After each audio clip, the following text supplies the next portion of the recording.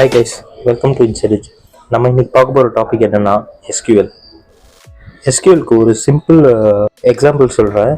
உங்ககிட்ட ஒரு suit case இருக்குது, அதில் உங்கள் ட்ரெஸ்ஸஸ்லாம் அடுக்கி வைக்கிறீங்க அண்ட் உங்கள் வேலட்ஸ்லாம் அதே சூட் கேஸில் வேறு ஒரு லொக்கேஷனில் வைக்கிறீங்க. இப்போ நீங்கள் மறந்துட்டு வேறு ஒரு லொக்கேஷன் போயிடுறீங்க. இப்போ உங்கள் வீட்டில் இருக்கவங்ககிட்ட எக்ஸ்பிளைன் பண்ணி அதில் இருக்க வேலெட்டை மட்டும் எடுக்க சொல்கிறீங்க. அவங்க நீங்கள் சொன்னதை புரிஞ்சுட்டு அந்த வேலட் ஸ்பேஸ்லேருந்து உங்கள் வேலெட்டை மட்டும் எடுக்கிறாங்க. ஸோ இப்போ உங்கள் சூட் கேஸ் தான் டேட்டா பேஸ் அண்டு உங்கள் ட்ரெஸ்ஸஸ் அண்டு வேலட் தான் டேட்டா. அதுக்கப்புறம் உங்கள் வீட்டில் இருக்கவங்க தான் நம்மளோட ஒர்க் பெஞ்ச். அண்டு நீங்கள் பேசி எக்ஸ்பிளைன் பண்ணிங்களே அந்த லாங்குவேஜ் தான் நம்மளோட structure query language. That means SQL. உங்களுக்கு இப்போது ஓரளவுக்கு புரிஞ்சிருக்கும்னு நினைக்கிறேன். வாங்க இப்போது என்னென்ன டைப் ஆஃப் டேட்டா பேஸஸ் இருக்குதுன்னு பார்க்கலாம். Hierarchical database, relational database, non relational database, object oriented டேட்டாபேஸ்னு 4 டைப்ஸ் இருக்குது. இதில் நம்ம பார்க்க போகிறது ரிலேஷனல் டேட்டாபேஸ். RDBMSனால் ரிலேஷனல் டேட்டாபேஸ் மேனேஜ்மெண்ட் சிஸ்டம். இதை ஏன் நம்ம அப்படி சொல்கிறோன்னா, ஒரு டேட்டாவை ஆர்கனைஸ்டாக வச்சுருக்கோம், லைக் ரோஸ் அண்ட் காலம்ஸாக. ஸோ வாங்க இப்போது ஒரு டேட்டாபேஸ் சர்வர் எப்படி இன்ஸ்டால் பண்ணுறது அண்ட் ஒர்க் பெஞ்ச் எப்படி இன்ஸ்டால் பண்ணுறதுன்னு பார்க்கலாம். உங்கள் லோக்கல் மிஷினில் ஒரு ப்ரௌசர் ஒன்று ஓப்பன் பண்ணிக்கோங்க. ஓப்பன் பண்ணதும் MySQL டவுன்லோட்ஸ்னு போட்டுக்கோங்க.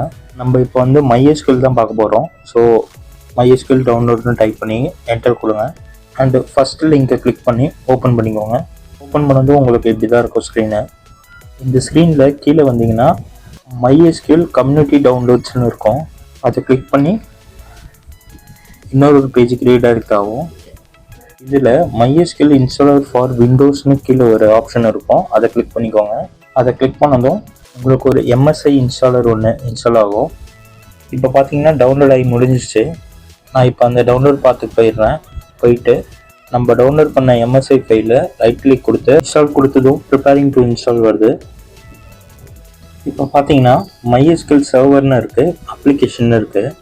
MySQL சர்வருக்குள்ள சைடில் இருக்கிற ப்ளஸ் ஐக்கானை நான் கிளிக் பண்ணுறேன்.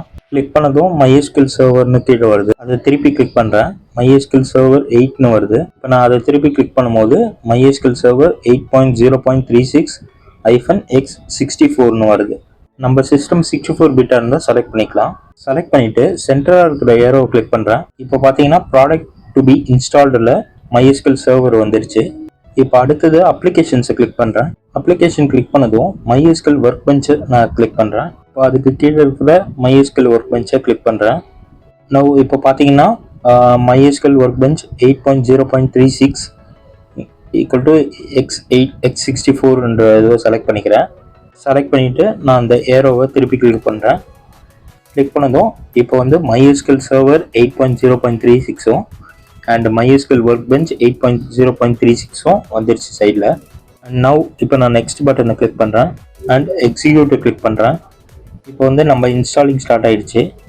நம்மளோட சிஸ்டம் ஸ்பீடை பொறுத்து இன்ஸ்டாலிங் ஸ்பீடும் வேரி ஆகும். ஸோ வெயிட் பண்ணுங்கள். இப்போ பார்த்தீங்கன்னா MySQL சர்வர் இன்ஸ்டால் ஆகிடுச்சு. இப்போ MySQL ஒர்க் பெஞ்ச் இன்ஸ்டால் ஆகிட்டு இருக்கு. அண்ட் இப்போ பார்த்தீங்கன்னா இன்ஸ்டாலேஷன் ப்ராசஸ் கம்ப்ளீட் ஆகிடுச்சு. இப்போ நான் நெக்ஸ்ட் கிளிக் பண்ணுறேன். நெக்ஸ்ட்டு கிளிக் பண்ணவுடனே MySQL சர்வர் ரெடி டு கான்ஃபிகர்னு வருது. நெக்ஸ்ட்டு நான் திருப்பி கிளிக் பண்ணுறேன். இதில் உங்களுக்கு போர்ட் நம்பர் இருக்குது. போர்ட் நம்பர் வேணும்னா நீங்கள் சேஞ்ச் பண்ணிக்கலாம்.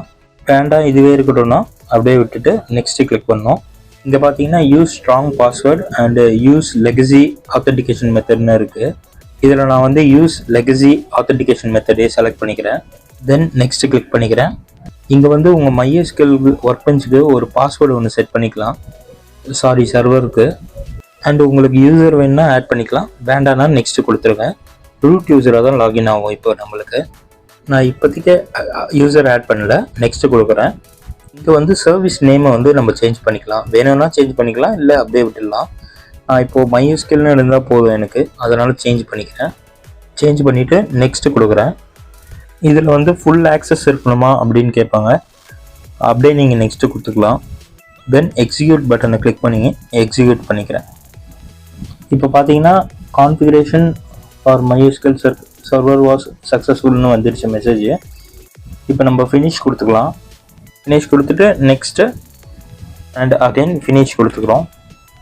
அண்ட் இப்போ பார்த்தீங்கன்னா ஒர்க் பெஞ்ச் ஓப்பன் ஆகிடுச்சு நம்மளுக்கு. இதில் லோக்கல் இன்ஸ்டன்ஸ்னு இருக்குல்ல, அதில் கிளிக் பண்ணி நம்ம ஓப்பன் பண்ணலாம் ஒர்க் பெஞ்சை. நம்ம அங்கே கொடுத்தோம்ல பாஸ்வேர்டு, அதையே தான் இங்கேயே கொடுக்கணும். அண்ட் இப்போ பார்த்தீங்கன்னா சக்ஸஸ்ஃபுல்லாக நம்மளுக்கு ஒர்க் பெஞ்சு லாகின் ஆகிடுச்சு. இப்போ வந்து அடுத்தது நம்ம சர்வர் கரெக்டாக இன்ஸ்டால் ஆயிருக்கான்னு செக் பண்ணோம்ல, அதுக்கு ஸ்டார்ட் மெனுவில் கிளிக் பண்ணி MySQL 8.0 கமாண்ட் லைன் கிளைண்ட்னு இருக்குல்ல, அதை கிளிக் பண்ணி ஓப்பன் பண்ணிக்கோங்க. ஓப்பன் பண்ணதும் உங்களுக்கு பாஸ்வேர்டு கேட்கும். பாஸ்வேர்டு கொடுத்ததும் நம்மளுக்கு MySQL லாகின் ஆகிடும். இது லாகின் ஆனாலே போதும், நம்மளுக்கு வந்து சர்வர் கரெக்டாக இன்ஸ்டால் ஆகிருக்கு அண்ட் ஒர்க் பெஞ்சும் கரெக்டாக இன்ஸ்டால் ஆகிருக்குன்னு அர்த்தம். ஓகே, இன்றைக்கி வீடியோ அவ்வளோதான். நம்ம நாளைக்கு வந்து எப்படி டேட்டாபேஸ் க்ரியேட் பண்ணலாம் அண்டு அப்டேட் பண்ணுறது எப்படி அண்டு கொரி போட்டு டேட்டாவை எப்படி ரிட்ரீவ் பண்ணலாம் எடுக்கலாம் அப்படின்னு பார்க்கலாம். ஓகே, பாய்.